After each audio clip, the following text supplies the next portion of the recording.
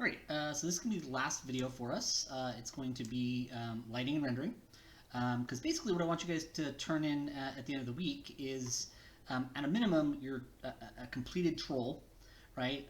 Ideally, I'd love you guys to get to texturing and sculpting, right? Paint some color and sculpt. Either one or the other. Probably ideally coloring would probably be a better option, a little less tricky. Also, you can always go cartoony with it.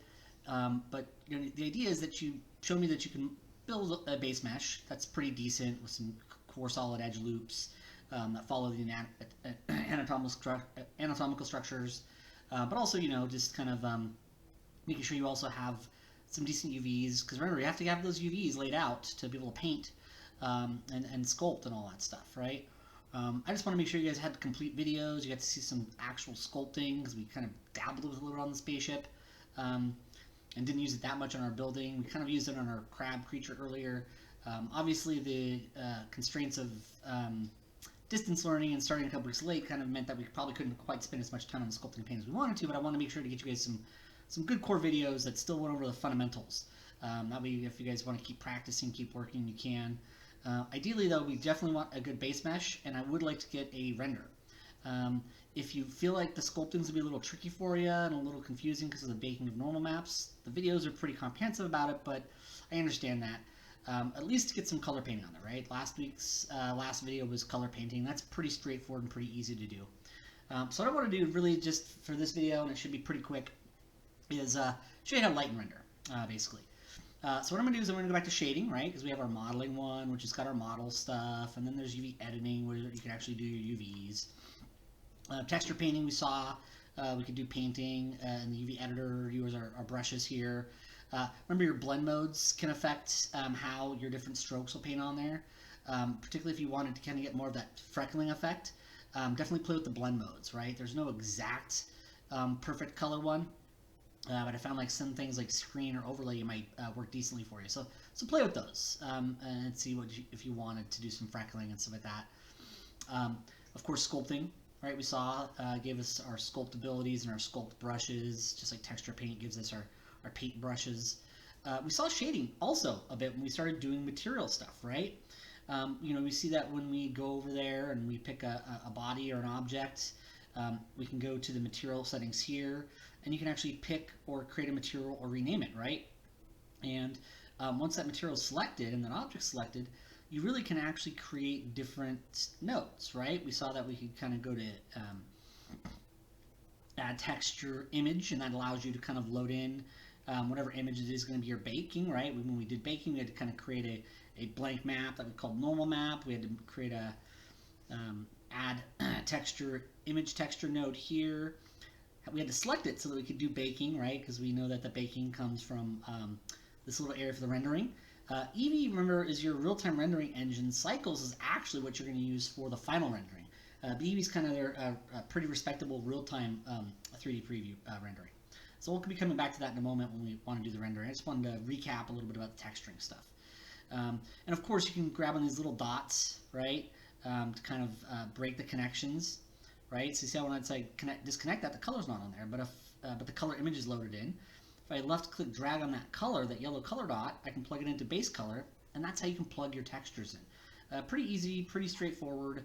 The normal map, we like to have that intervening normal map node, right? Add vector normal map. It just gives you control over strength. You can kind of tell it which UVs to use. And then your normal map will work fine. I've actually been working on another model that I was building, and I baked normal maps out, and that the weird inversion I got on this has not happened again, right? I kind of mentioned to you guys that when you go to your material stuff or your baking stuff and you're using cycles, you can change these around. By default, you should be fine, right? I've gotten default good baking out of it with nothing inverted.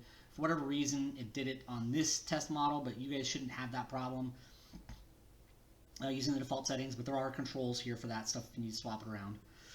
Just kind of a quick reminder of these little things right here, and that your shading really is where you can do your materials and other stuff like that. One of the cool things you'll see about your materials too is that it's a super material because it's using Principled, and that's kind of Pixar's really cool material. You have metallic there, just like you would with Arnold's standard surfaces. A lot of cool specular controls, roughness, sheen, right?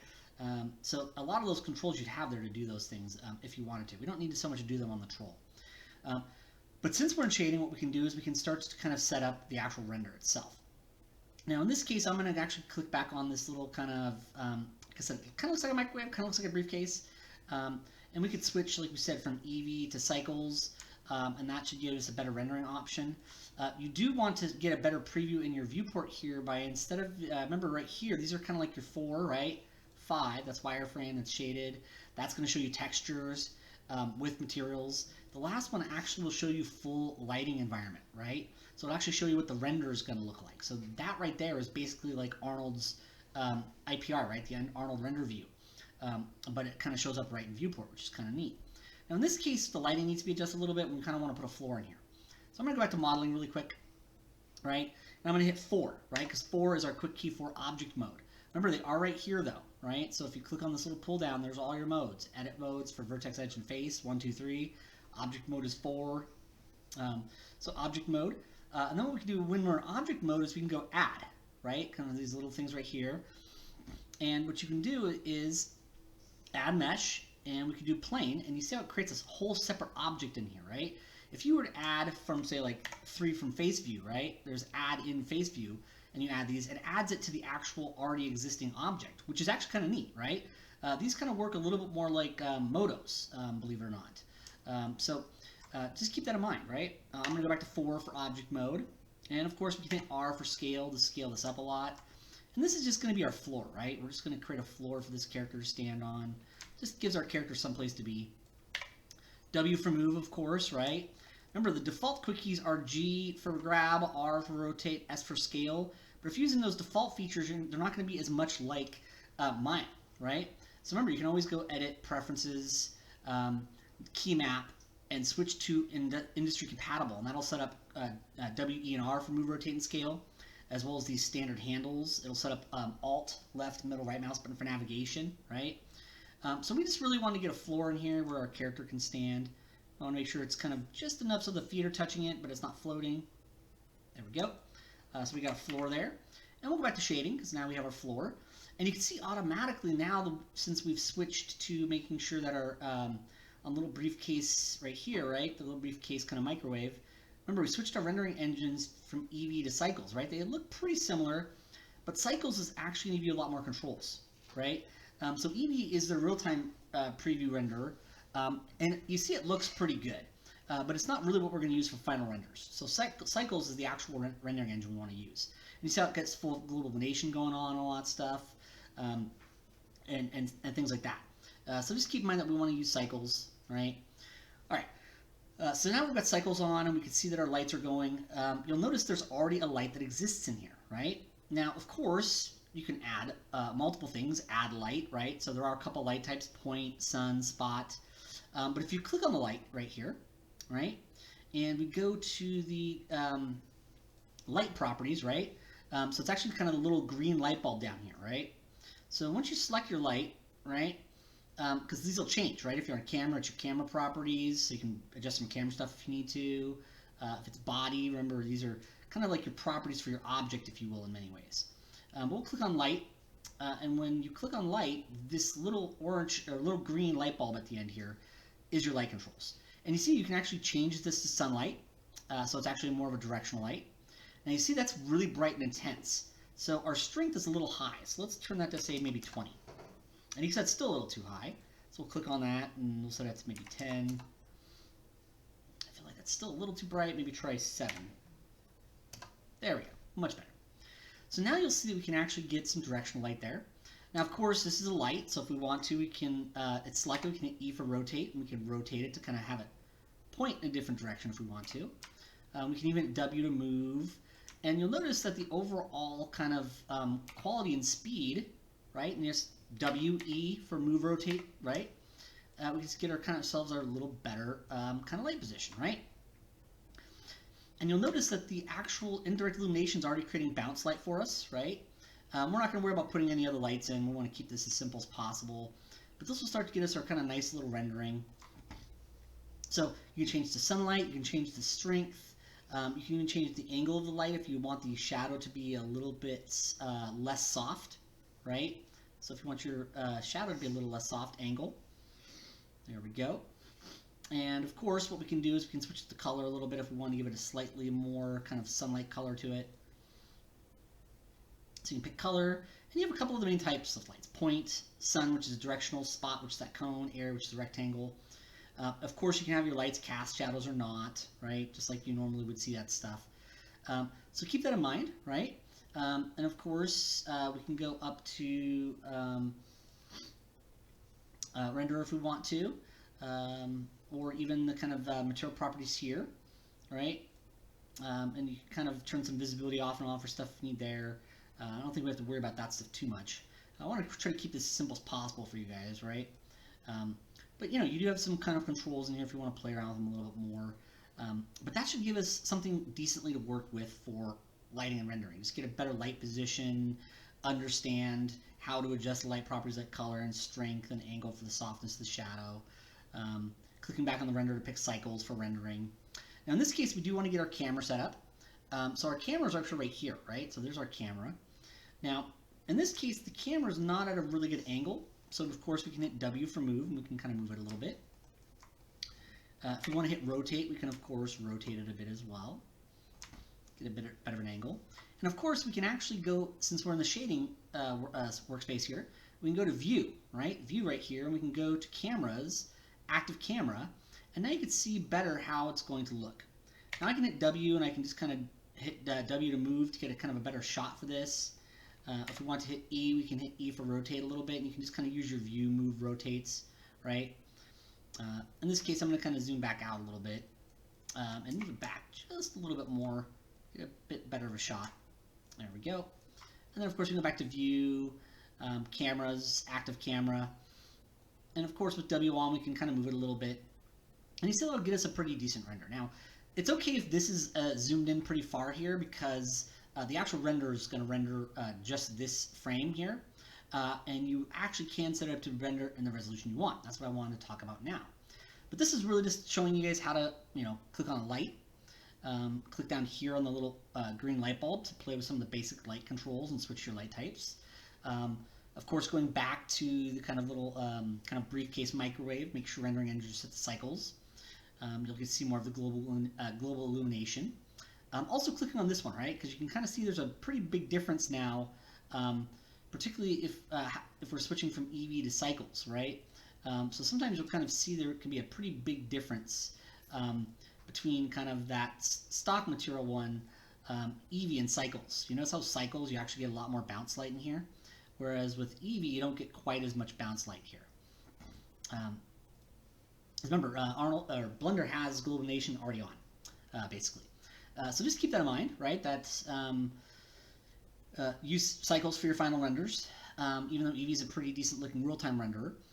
And if you really want to see in viewport here your non-generic material stuff, it's that last guy right there, right? Now at this point, and move and rotate, of course, can be used for your light in your cameras. You can go to view, and you can just look through your camera to kind of get a better idea of how it's going to look when it final renders. Now, right below the kind of briefcase kind of microwave one, looks like a printer, basically. It looks like a printer icon. A little box with looks like an image coming out of it, right? It's kind of the third one down of this little kind of scene modifier properties area. So if we click on this, this is actually where your final dimensions are for your rendering, right? So when you click on this, you'll actually see, you can tell it which format you want it to save as. So what we can do is we can tell it to actually create a JPEG, right? We can tell it the quality we want, right? And you'll see that the actual render resolution is right up here. By default, it's set to do HD, 1920, 1080. So the nice thing is this is already set up. The dimensions are already set up pretty well by default. I just want to make sure that you guys know that, of course, this one's render cycles, any other controls that you might want for film or performance, you can kind of get there. Material controls for stuff, light controls, of course. Lots of little different things you can do. I think for right now, though, we're fine. I don't think we have to really worry too much about those controls. Keep it as simple as possible for you guys. But kind of right here, that's where you can, if you need to set it to render high resolutions, you can. If you want to set it as a JPEG instead of a PNG, you can. And I prefer JPEGs for your renders. PNGs usually are okay, so if I did get a bunch of PNGs, not the end of the world, but I prefer JPEGs just because they universally open easily in anything.